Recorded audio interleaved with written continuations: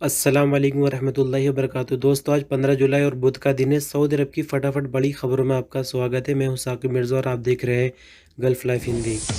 Saudi अरब में corona virus की निगरानी करने वाली कमेटी ने कॉफ़ी शॉप और रेस्टोरेंट में शीशा या फिर कह के हुक्का पीने की इजाज़त दे दी है, लेकिन ये इजाज़त कंडीशनल है। इसके साथ कंडीशन लगी हुई है।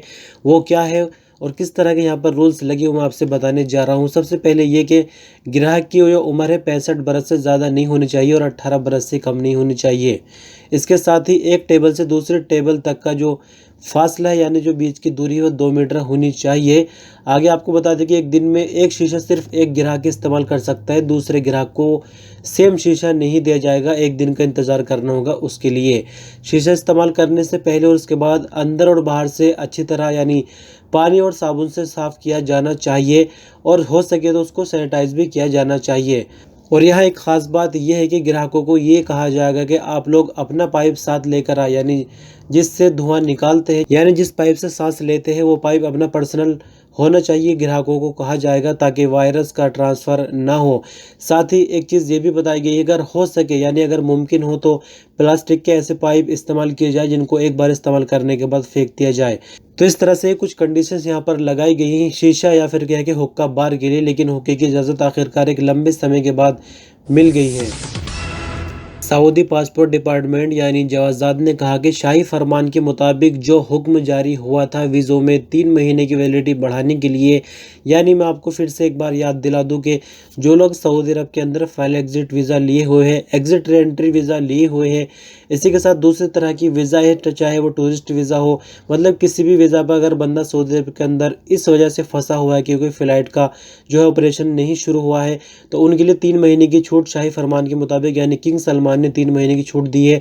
साथ ही जो लोग इंडिया या फिर अपने मुल्कों के अंदर फंसे हुए हैं, सऊदी अरब आने के इंतज़ार में हैं, उनके लिए भी छूट दी गई। उनके इकामे भी 3 महीने के लिए बढ़ेंगे, यानी उनकी वीज़ा की वैलिडिटी भी 3 महीनों के लिए बढ़ जाएगी।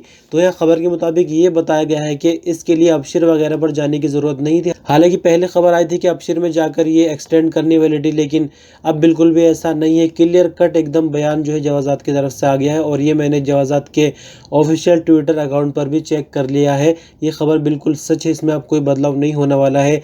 सबकी वैलिडिटी अपना आप बढ़ जाएगी आने वाले दिनों में। और आपको बता दें कि इकामे के पीछे 2 चीज़ होती है। इकामा एक तो रेजिडेंट परमिट होता है, यानी आपको सऊदी अरब के अंदर रहने की इजाज़त देता है। साथ ही एक इसके अंदर वर्क परमिट होता है। Work permit ministry of labour की तरफ से बढ़ाया जाता है और इकामे की जो वैलिडिटी होती है वो जवाज़ात की तरफ से बढ़ा जाती है। तो फिलहाल खबर के मुताबिक बताया ये जा रहा है कि वर्क परमिट जो है बना दिया गया है 3 महीने का, लेकिन जवाज़ात की तरफ से वैलिडिटी बढ़ना भी बाकी है। और जैसे ही ये काम हो जाएगा तो आप चेक कर सकते हैं अबशिर के ज़रिए कि आपके इकामे की वैलिडिटी बढ़ी हुई दिखाई देगी और वीज़ा जो है अपना आप 3 महीने बढ़ जाएगी। आपको कुछ भी करने की ज़रूरत नहीं है, किसी भी दफ्तर चक्कर लगाने की ज़रूरत नहीं पड़ेगी। Saudi minister of Islamic affair doctor Abdul Latif Al Sheikh ने कहा है कि सऊदी अरब की छोटी मस्जिदों में भी ईद की नमाज़ अदा की जाएगी, यानी ईद उल अज़हा की नमाज़ सऊदी अरब की छोटी मस्जिदों में भी अदा की जाएगी। जैसे कि जुमे की नमाज़ आमतौर पर आपको देखने को मिल रही होगी, तो उन मस्जिदों के अंदर ईद उल अज़हा की नमाज़ भी अदा की जाएगी। साथ ही आपको बता दें कि इस बार ईद उल अज़हा की नमाज ईदगाह में बिल्कुल भी नहीं होगी। सभी ईदगाह पर पाबंदियां लगी हुई हैं, यानी जिस तरह से ईद उल फितर के दौरान ईदगाह पर पाबंदी लगी हुई थी, सेम अभी भी पाबंदी बरकरार है। लेकिन जैसे कि मस्जिदों के अंदर नमाज की छूट मिली हुई है, तो उसी तरह से ईद उल अज़हा की नमाज भी मस्जिदों के अंदर अदा की जाएगी। और अब खबर मिनिस्ट्री ऑफ हेल्थ की तरफ से कोरोना अपडेट के हवाले से। यह हम आपको आज कुछ डिटेल से कोरोना वायरस की अपडेट बताऊंगा, क्योंकि मैंने वीडियो अपलोड नहीं की थी जो मैं रोज़ाना शाम के 4 से 5 के बीच करता हूं। तो फिलहाल मैं आपको बता दूं कि बीते दिन आई कोरोना रिपोर्ट के मुताबिक 2692 नए केसों की पुष्टि हुई। इसके साथ ही सऊदी अरब में कोरोना के कुल केस 2,37,803 हो जाते हैं। बात करते हैं अगर मरने वालों की, तो 40 नई मौत हुई, जबकि इससे पिछले दिन 20 नई मौत हुई थी, जो कि मैंने आपको वीडियो के अंदर बताया भी था। लगातार मरने वालों की संख्या डबल हो गई है। इस तरह से अब तक सऊदी भर में मरने वालों की कुल संख्या 2283 तक पहुंच गई है। बात करते हैं अगर ठीक होने वाली की, तो सऊदी अरब में बीते दिन आई रिपोर्ट के मुताबिक ताबड़तोड़ रिकवरी हुई, यानी रिकॉर्ड रिकवरी सामने आई है। 7,718 लोग ठीक हुए कोरोना वायरस से, जबकि अब तक सऊदी भर में कोरोना वायरस से 1,77,560 लोग कुल ठीक हो चुके हैं। बात करते हैं अगर शहरों के हवाले से कहां से कितने केस आए, तो जद्दा से 263 नए केस सामने आए, जबकि हफूफ से 220, रियाज से 211, अबहा 141, दम्माम 134, हाइल 112, ताइफ 97, मक्का मुकर्रमा 81, मदीना मुनव्वरा 75, हवालबादिन 55, जहरान 54, खमीस मुशहद 53। इसके बाद जो है 50 के नीचे सारी संख्या है। ये कुछ ज़रूरी शहर मैंने इसलिए आपसे डिटेल में बताया क्योंकि कल कोरोना की रिपोर्ट मैंने बड़ी वाली नहीं दी थी। सऊदी एंटरटेनमेंट अथॉरिटी या कह के मनोरंजन विभाग की तरफ से अब सभी तरह की जो एंटरटेनमेंट की चीज़ें होती है या जो जगह होती है उनको खोलने की इजाज़त पूरी तरह से अब दे दी गई है। आपको मैं एग्जांपल देकर बता दूं, जैसे कि सिनेमा हॉल हो गया, फिर बच्चों के प्ले लैंड्स वगैरह होते हैं, यानी जो भी चीज़ें एंटरटेनमेंट के पर्पज से इस्तेमाल होती है उनको खोलने की इजाज़त दे दी गई है। और आपको फिर से एक बार शॉर्ट में याद दिला दूं कि जो भी कोरोना वायरस के चलते नियम बनाए गए हैं आजकल आपको आमतौर पर देखने को मिल रहे होंगे, यहाँ भी ये सब नियम देखने को मिलेंगे, जैसे कि सोशल डिस्टेंसिंग वगैरह और नोज मास्क का इस्तेमाल करना है। इसी के साथ साथ और जो बाकी सुरक्षा नियम है कोरोना वायरस के फैलाव को रोकने के लिए, उससे बचाने के लिए, वो सब आपको एंटरटेनमेंट वाली जगह भी देखने को मिलेंगे। सऊदी सरकार काफ़ी लंबे समय से अजनबियों का कारोबार ख़त्म करने के लिए नित नई कोशिश करती आ रही है। जैसे कि सऊदी के लोग अजनबियों को कारोबार अपना खोलने के लिए दे देते हैं और फिर परसेंटेज उनसे तय कर लेते हैं कि 5% या 10% आपको टोटल बिजनेस में से मुझको देना है, बाकी मेरा नाम इस्तेमाल करो। तो इस तरह से अब सऊदी मजलिस शोरा, मैंने आपको पहले भी इसके बारे में बताइए, ये सऊदी की पार्लियामेंट है, यहाँ पर एक बिल पास हो गया है जिसको नाम दिया गया है निज़ाम मुकाफ़हा अल तस्तर। डॉक्टर अब्दुल्ला आल शेख की लीडरशिप में जो है वीडियो कॉन्फ्रेंस के जरिए, यानी जैसे कि कोरोना का माहौल है और वीडियो कॉलिंग के जरिए सारे काम फिलहाल अंजाम दिए जा रहा है सरकारी। तो इस तरह से यहाँ पर वीडियो कॉलिंग के जरिए ये बिल पास किया गया है। आपको बता दें कि अभी इसकी पूरी तफसील यहाँ पर नहीं आई कि किस तरह से ये काम करेगा, लेकिन कानून बनने के बाद जब इसको अमल में लाया जाएगा तो इसकी पूरी डिटेल निकल कर आएगी और फिर मैं आपको खबरों के माध्यम से शेयर करूंगा कि क्या इस कानून के अंदर खास है कि किस तरह से अजनबियों के कारोबार को रोका जा सकता है।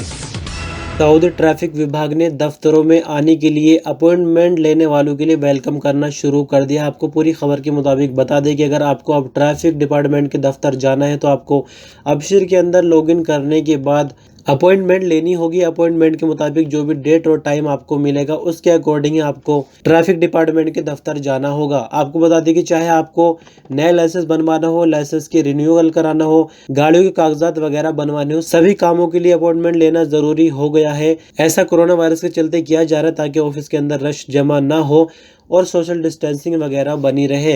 आपकी जानकारी के लिए बता दें कि यहाँ पर अभी ऑप्शन के हिसाब से नहीं बताया गया है कि अबशिर के अंदर आपको किस जगह जाना है, लेकिन अगर आपके पास अबशिर है और आपको ट्रैफिक डिपार्टमेंट के दफ्तर जाना है तो आप ट्राई करके देख सकते हैं, आपको शायद कहीं ऑप्शन दिख जाए। अगर आप ऐसा नहीं करते, अपॉइंटमेंट लिए बगैर आप दफ्तर चले जाते हैं ट्रैफिक डिपार्टमेंट के, तो आपको बिल्कुल भी एंट्री नहीं मिलेगी, आपको खाली हाथ वापस लौटना पड़ेगा। कोरोना वायरस सऊदी अरब पर पूरी तरह से हावी है। टैक्स से लेकर बहुत सारे बदलाव आपको सऊदी अरब में देखने को फिलहाल मिल ही गए होंगे। अब यहाँ मैं आपको बता दूं कि सऊदी अरब का एक नेशनल फेस्टिवल है या कि एक राष्ट्रीय मेला है जिसको जनादरिया कहा जाता है, और ये मेला हर साल जो है सऊदी अरब में लगाया जाता है, जिसमें देश विदेश से पर्यटक यहाँ पर घूमने आते हैं। और आपको एक चीज याद दिला दूं कि साल 2018 में इंडिया को जनादरिया मेले का चीफ गेस्ट बनाया गया था। और आपको एक चीज और याद दिला दूं कि उस टाइम जो है डॉक्टर सुषमा स्वराज जो है विदेश मंत्री हुआ करती थी, उन्होंने विजिट किया था जनादरिया मेले में और काफ़ी अच्छा लेक्चर दिया था। हालांकि आज वो हमारे बीच नहीं है। तो इस तरह से फिलहाल इस मेले को जो है कैंसिल कर दिया गया है कोरोना वायरस के चलते। और ख़बर के मुताबिक अभी ये आगे कहा गया है कि 2021 में भी सभी तरह से जायज़ा लिया जाएगा कि क्या चल रहा है, उसके बाद जो है नई तारीख जो है 2021 के लिए भी दी जाएगी। अभी 2021 की भी कोई गारंटी यहाँ पर नहीं दी गई। फिलहाल 2020 के लिए पूरी तरह से जनादरिया मेला कैंसिल कर दिया गया है सऊदी गवर्नमेंट की तरफ से।